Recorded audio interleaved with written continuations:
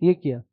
अब हम इससे रिलेटेड केसेस कर रहे हैं। मैंने क्या कहा था, ये फॉर्मूला तब लगाना है जब एल आर ई से बहुत छोटा हो, है ना। और जब हमने इसको आर ई और इन्फिनिटी लिया था, एक बार 84.6 मिनट, एक बार 60 मिनट, ये हमारे टाइम पीरियड आ गए थे।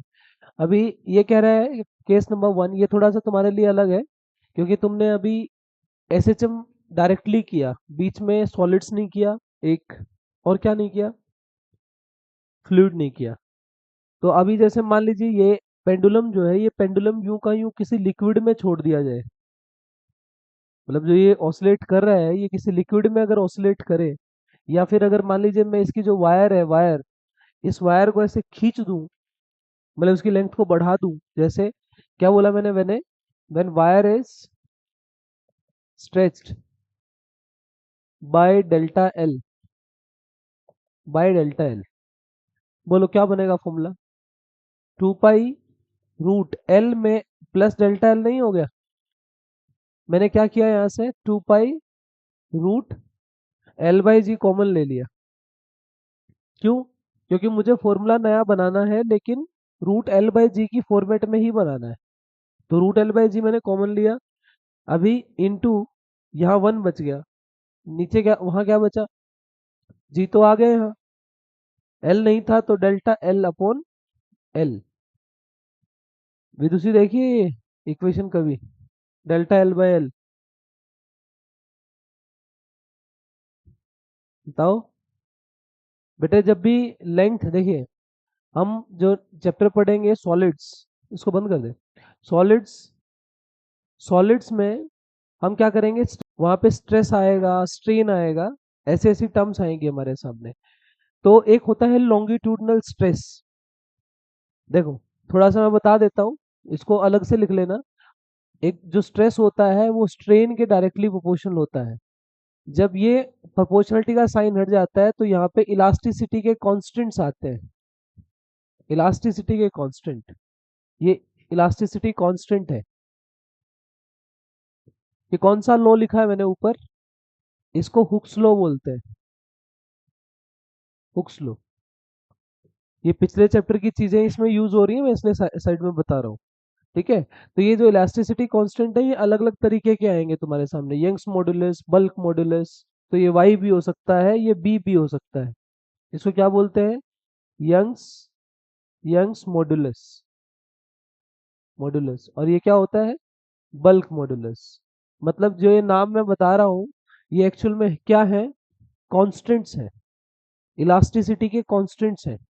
तो यहाँ पे जो ये वाई आता है, वाई, ये कितना आता है, हाँ भाई,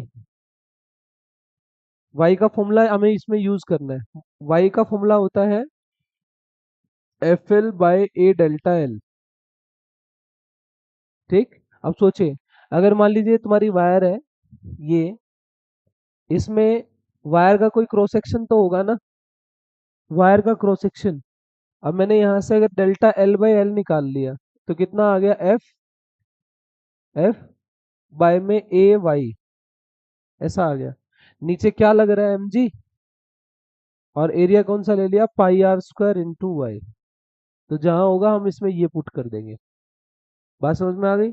डेल्टा एल बाई एल में यहाँ इलास्टिसिटी कांस्टेंट से निकालूंगा और वहां पुट कर दूंगा। अंतर समझ में आया। देखिए यहाँ तक आपको चीजें समझ में आ रही है, कोई प्रॉब्लम नहीं है। ये जो delta L by L put करने वाली चीज है, जो चैप्टर हम स्किप करके आए हैं, वो करना है हमें। तो ये कैसे निकलता है, अभी मैंने सिंपली बताया, इलास्टिसिटी कांस्टेंट साइड में लिख लीजिएगा कि वाई ये भरा जाता है, बाद में समझ में आ जाएगा। ये अभी आपने स्किप किया हुआ है इसलिए थोड़ा सा अजीब लग रहा है। बात समझ में आ गई, क्लियर है यहाँ तक। देखो आप इस पे ध्यान दो, मेरी नई लेंथ आ गई डेल्टा एल बाई एल, कितना लेंथ में चेंज आया, बाय में original length, that is a change in length, that is change in length. और ये क्या है, ओरिजिनल लेंथ। मेरा ये टॉपिक कराने का क्या मकसद है, आपको ये समझाना कि सिंपल पेंडुलम में स्ट्रेचिंग भी की जा सकती है। तो स्ट्रेचिंग के केस में ये फॉर्मूला इस तरीके से मॉडिफाई हो जाता है। क्लियर। केस नंबर 2 देखिए एक बार।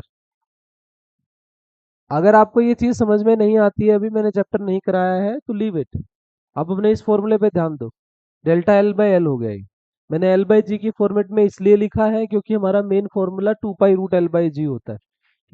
क्लियर है यहाँ तक?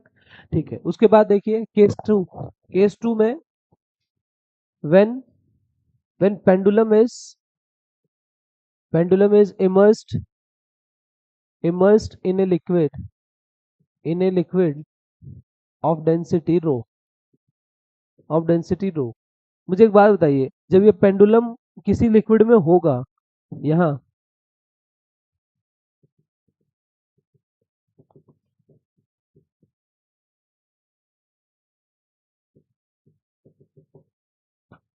ठीक, क्या फर्क पड़ेगा देव?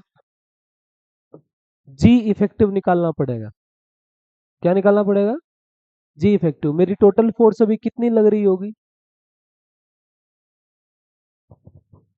सुनिए इधर। बेटा यहाँ पे याद रखना, जो अभी आपने किए नहीं है ये दोनों टॉपिक, एक होती है बाइंड फोर्स। क्या होती है? बाइंड फोर्स मतलब अपथ्रस्ट। नाम तो सुना ही होगा तुमने। पानी में अपथ्रस्ट लगती है ऊपर, कितनी लगती है? इसका फॉर्मूला होता है रो जी वी। ध्यान से सुन लीजिए, ये रो क्या है? उस लिक्विड की डेंसिटी। ये वॉल्यूम वो वॉल्यूम है जो डूबी हुई है, सबमर्ज्ड है। या फिर सोच के देखिए, अगर आप किसी चीज को किसी चीज में डुबो रहे हैं, लिक्विड में डुबो रहे हैं, तो लिक्विड बाहर निकलता है, डिस्प्लेस हो जाता है। ये वॉल्यूम या तो डिस्प्लेस्ड वॉल्यूम है, डिस्प्लेस्ड वॉल्यूम, और सबमर्ज्ड वॉल्यूम, तुम्हारी मर्जी है। जैसे मान लीजिए मेरे पास एक बॉडी है, मान लीजिए ये है, इसकी वॉल्यूम है वी, लेकिन मैंने इसको डुबोया V/4, तो मैं यहाँ क्या भरूंगा? V/4।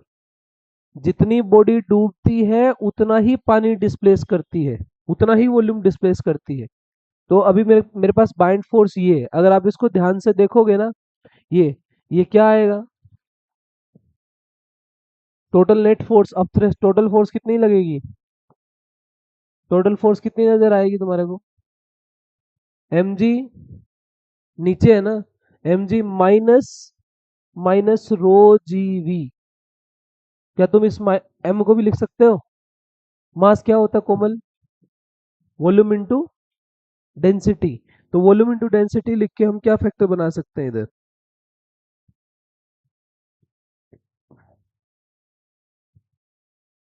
हाँ, निकालो निकालो, सही कर रहे हो। टोटल फोर्स है ना ये, टोटल फोर्स कितनी होती है? MA। तो मतलब जी इफेक्टिव, ये जी इफेक्टिव, ये कितना था?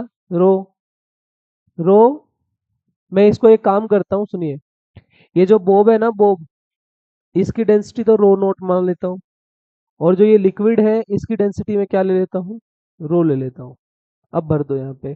मास क्या होता है? Volume into density. पूरी वॉल्यूम डूबी हुई है इसकी, ये इसका डेंसिटी कितना है? रो नोट। इनटू क्या है? जी, माइनस रो जी वी। कोई प्रॉब्लम यहाँ तक? बताओ, क्या यहाँ पे क्या कॉमन आ रहा आता नजर आ रहा है तुम्हें? हाँ जी, टोटल मास जो लिखोगे रो वी जी, कितना आ गया? ये रो नॉट माइनस रो आ गया। उधर क्या चल रहा है? M g effective. अब जो ये मास है, मास, इसमें क्या कर सकता हूं मैं? मास किसका था ये? बॉडी का। ये बॉडी का मास है, तो बॉडी का मास है तो rho nought into volume into g effective. अगर मैं इसको सॉल्व करूं, तो रो नॉट माइनस रो, ये बन गया। रो नॉट कैंसिल नहीं, वी से वी कैंसिल हो गया। जो रो नोट था वो कहाँ चला गया? नीचे। तो जी इफेक्टिव की वैल्यू बोलो, जी ऐसे क्या ऐसे, क्या आ गया? रो नोट के नीचे भी रो नोट चला गया, और इसके नीचे भी रो नोट चला गया। तो कितना बचा? G effective equals to g into 1 - rho by rho nought. बात समझ में आई कुछ? देखो, सबसे पहले तो ये समझिए बेटा, मैंने ये क्यों किया है। नीचे mg लगता है, पानी में जाओगे तो एक फोर्स ऊपर लगी, तो नेट फोर्स कितनी बची? ऊपर वाली को माइनस ही करोगे। तो माइनस का फॉर्मूला है, मतलब माइनस किसको कर रहे हो? अप थ्रस्ट को, that is rho g V, और इसमें ये लिक्विड की होती है। लेकिन जब तुम mg लिखते हो तो मास को वॉल्यूम इनटू डेंसिटी लिखने की आदत तुम्हारी होनी चाहिए। फ्लूइड वाले चैप्टर में ये सारे काम हर स्टेप पे तुम्हें करने पड़ते हैं। इतना समझ में आया? सारा खेल किसका था इसका? जी इफेक्टिव का। तुम्हारा टाइम पीरियड कितना होता है? 2 पाई रूट एल बाय जी होता था। ये सारे काम किसके लिए हो रहे थे? इस जी के लिए। तो जी इफेक्टिव कितनी आ गई? 2 पाई रूट, बोलो, एल बाय में जी 1 - रो बाय रो नॉट। अब टाइम पीरियड ऐसा बन जाएगा। सही है ना? ये दो चीजें, देखो एक पहले वाले केस में स्ट्रेचिंग हुई है और दूसरे वाले केस में मैंने पेंडुलम को किसी लिक्विड में डुबो दिया जिसकी डेंसिटी कितनी है? रो। ठीक, रो और रो not.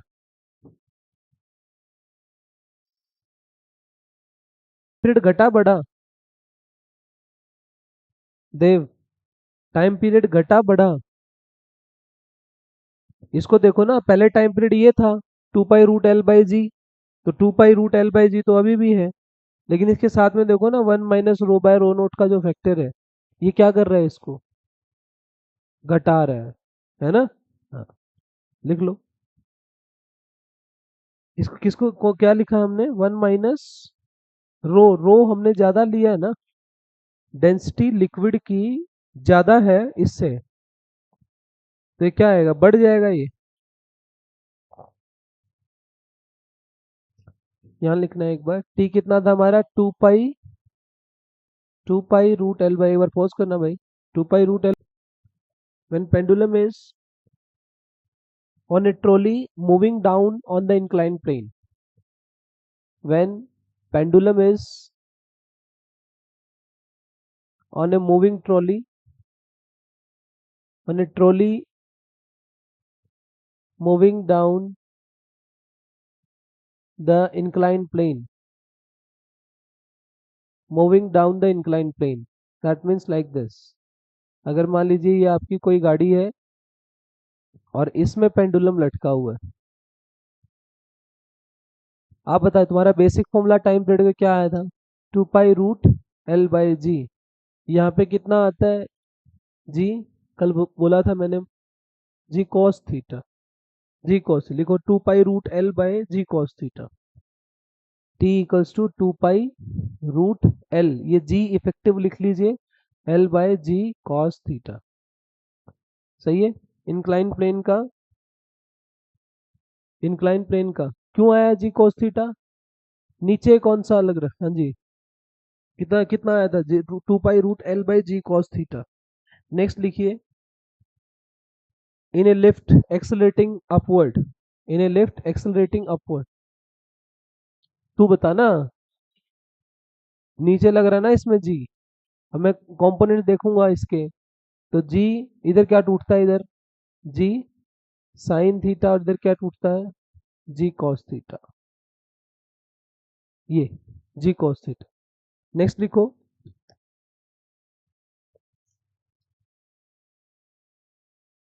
In a lift accelerating with acceleration a, in a lift, in a lift case number 4 लिखिए। बता दीजिए, ये तो अपने आप ही बता दो। In a lift accelerating with acceleration a, अगर एक्सेलरेटिंग अपवर्ड है तो क्या आएगा? 2 पाई रूट एल बाय में जी प्लस ए। अगर एक्सेलरेटिंग डाउनवर्ड है तो कितना आएगा? 2 पाई रूट एल बाय में जी माइनस ए। और अगर हॉरिजॉन्टली एक्सेलरेटेड है तो बस में, बस एक्सेलरेट कर रही है। क्या उल्टा लिख दिया मैंने? Horizontally accelerated. बताओ इसमें क्या होगा? अगर आपकी बस इधर एक्सेलरेट कर रही है तो आपकी जो बॉब बस में लटकी हुई है उसको सूडो किधर लगेगी? तो हम यही चीज इसको ए पीछे देंगे, जी नीचे देंगे, तो नेट एक्सेलरेशन कहाँ आएगी?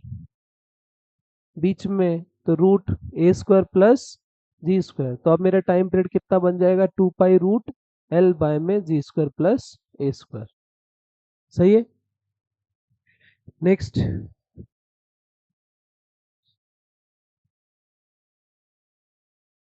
फोर्थ पॉइंट, इफ ए जी हो जाए तो, जब वो नीचे आ रही है, when accelerating downward, when accelerating downward,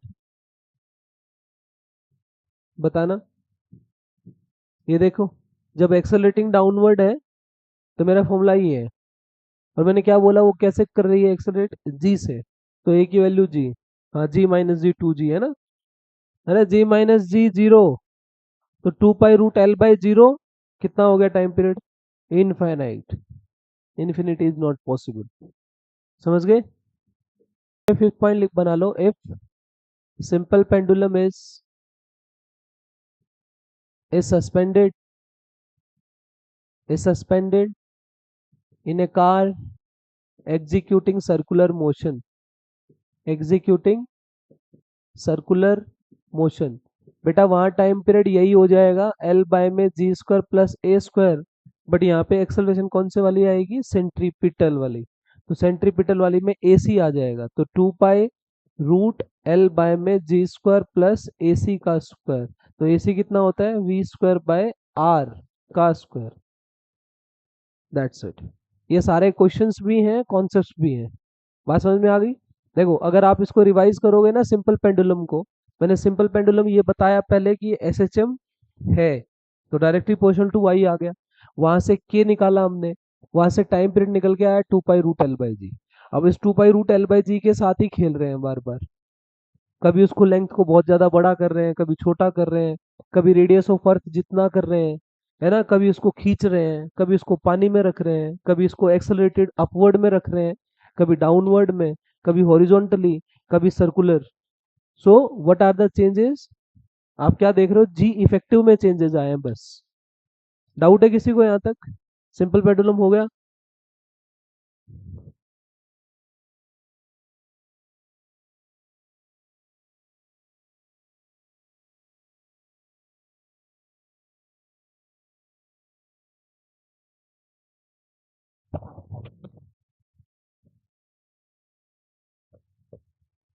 कितनी दे रखी है, 9 जूल दे रखी है, 9 kg का है, रेस्ट पे कहाँ होती है वो, पोटेंशियल एनर्जी दे रखी है, मीन पे बतानी है काइनेटिक एनर्जी कितनी होगी। टोटल एनर्जी तो मीन पे कितनी है, 9, माइनस कर दो उसको। नहीं, देखो सुनिए भाई, मैंने क्या कहा कि अगर मान लीजिए ये जो स्प्रिंग खींचा है, ये वाला, अब इसमें कितना खींचा हुआ था ये, वाई, मेरा मेन फॉर्मूला क्या है, 2 पाई रूट एम बाई के। अगर मान लीजिए मैं इसको फर्दर और खींच देता हूँ, तो मेरी इक्वेशन क्या बन जाएगी बताना, जो टोटल फोर्स बनेगी वो कितनी बनेगी, एम जी में से क्या माइनस कर दूंगा, नीचे एम जी लग रहा है, ऊपर क्या लग रहा है, के एक्स, तो एम जी में से पहले मैं के एक्स माइनस करता था, वहां पे मैं क्या और माइनस कर दूंगा, एक्स नॉट। टोटल कितना खिंच गया, जैसे आप भी देखिए, इफ यहाँ पे बनाना, if spring is further stretched further stretched by x nought. मान लीजिए मेरे पास था, टोटल फोर्स थी m g minus k x, इसमें कोई प्रॉब्लम ये थी, इसमें अगर वो एक्स नॉट और खींच गया, तो ये एक्स एक्स थोड़े रहा, क्या रह गया, एक्स नॉट। या फिर आप इसको ऐसे समझ लो, एफ एम जी में से के एक्स भी चला गया और के एक्स नॉट भी चला गया, तो कितना आया ये, एम जी माइनस के into x plus x not. बात समझ में आ गई। यहाँ पे इंपॉर्टेंट पॉइंट्स डालिए जल्दी। पहला इंपॉर्टेंट पॉइंट डालिए, on mass and spring constant, time period of simple pendulum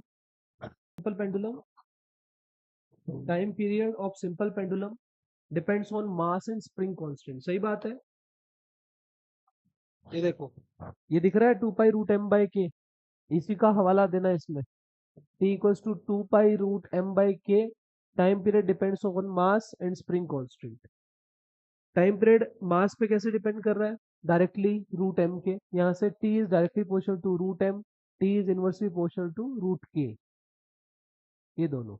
बोलो अगर मास बढ़ा तो टाइम पीरियड बढ़ जाएगा, मास घटा तो टाइम पीरियड घट जाएगा, स्प्रिंग कांस्टेंट बढ़ गया तो टाइम पीरियड घटेगा, उल्टा है ये। ठीक है, नेक्स्ट लिखिए, time period of simple pendulum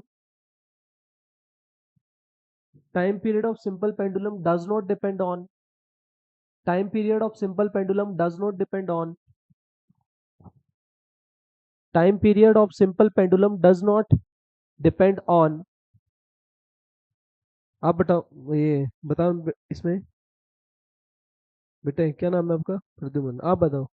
2 pi root L by जी आता था पहले, अब इसमें जी आ रहा है कहीं? नहीं आ रहा। एक्सेलरेशन ड्यू टू ग्रेविटी पे इस पर कोई फर्क नहीं पड़ता, तो does not depend on acceleration due to gravity. इसका क्या मतलब हुआ? इसका मतलब ये हुआ जब एक्सेलरेशन ड्यू टू ग्रेविटी पे डिपेंड ही नहीं कर रहा, तो कोई ऐसी क्लॉक जो स्प्रिंग पेंडुलम पे बेस्ड हो, वो अर्थ के ऊपर कहीं भी ले जाओ, करेक्ट टाइम दिखाएगी, सेम टाइम दिखाएगी। सही है। नेक्स्ट लिखिए, third point. If A spring pendulum oscillates in, if a spring pendulum is oscillates in vertical plane, if a spring pendulum is, yeah, if a spring pendulum oscillates in vertical plane,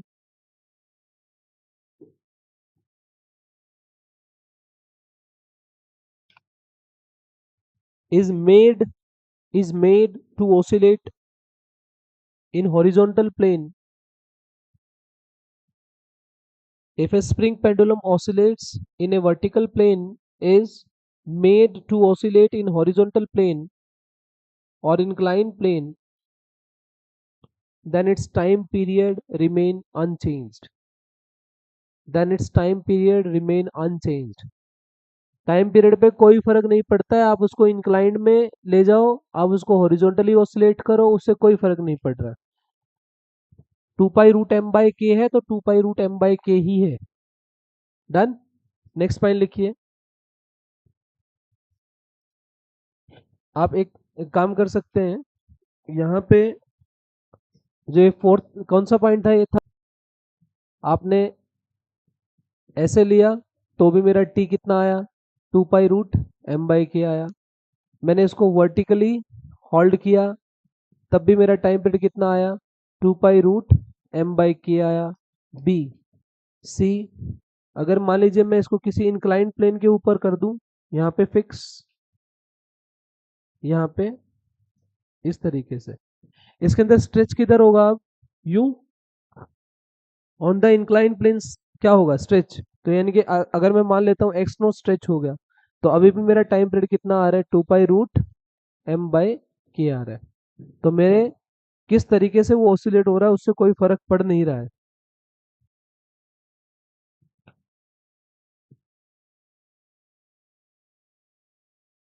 next point लिखना।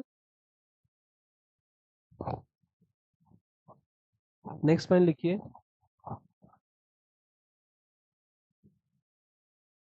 If two masses are connected, star बनाना। If two masses are connected, if two masses are connected by a spring, ये देखो last point है, M1 M2, इसका spring constant K है। बेटा ऐसे case में 2 पाई रूट, ध्यान से, म्यू बाय के, ये टू पार्टिकल सिस्टम है, याद है आपको? कुछ ऐसा ऐसा हमने सेंटर ऑफ मास में भी किया था। मैं आपको सेंटर ऑफ मास में ऐसे क्वेश्चन करा के आया था कि इनको ऐसे दबा के छोड़ दो तो बताइए कितनी दूर जाके गिरेंगे, है ना?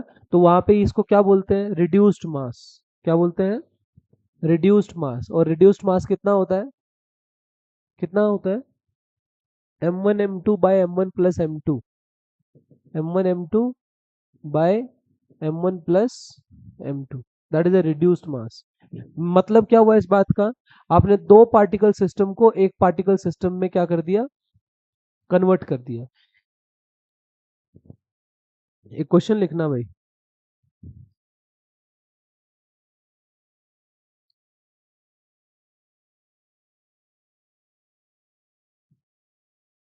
वन स्प्रिंग से, मान लीजिए ये स्प्रिंग है, इसका जो के दिया है वो 100 दिया है, 100 Newton per meter, और मास है 2 kg। यहाँ लिखना initially, initially spring is in equilibrium condition when it is displaced by 0.4 metre downward. मैंने इसको 0.4 मीटर नीचे खींच लिया, ठीक है। और फिर then release and then release. पहला निकालना है, find elongation in the spring when block is in equilibrium। Find elongation in spring when block is in equilibrium। Second, time period of oscillation। Third, amplitude। Fourth, maximum velocity of block। बढ़िया सवाल। Maximum velocity of block, maximum elongation and compression in the spring। maximum elongation and compression in the spring। compression in the spring। कर सकते हो try. देखो जो topic मैंने अभी पढ़ा है सिंपली उसी के बेस पे है। पहले आप बताइए, नीचे एम जी लगेगा, कितना स्ट्रेच मान लेंगे, एक्स।